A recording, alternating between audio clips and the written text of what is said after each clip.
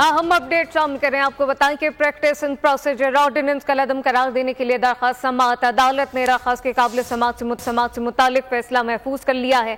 Lahore high court की chief justice Alia नीलम ने समाअत की है। प्रैक्टिस इन प्रोसीजर ऑर्डिनेंस कलअदम करार देने के लिए दरखास्त की समाअत, जबकि अदालत ने दरखास्त के काबिल समाअत से मुतालिक अब फैसला महफूज कर लिया है। इस मुतालिक तफसीलात अब्दुल रहमान से जानते। जी अब्दुल रहमान, फैसला महफूज कर लिया गया?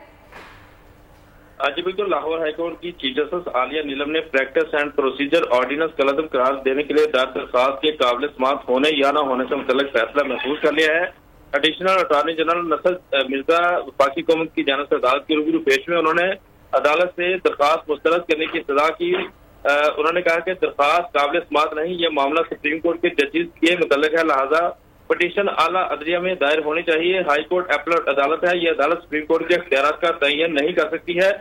जबकि दरख्वास्तदार के वकील अजहर सदीक एडवोकेट ने अदालत को आगाह किया कि एक्ट का मकसद चीफ जस्टिस के इख्तियारात पर कब्जा था। हमेशा यही कहा जाता रहा कि चीफ जस्टिस अपनी मर्जी से मुकदमात लगाते हैं। एक्ट के तहत चीफ जस्टिस को एक नुमाइंदा कमेटी में शामिल करने का इख्तियार दिया गया था।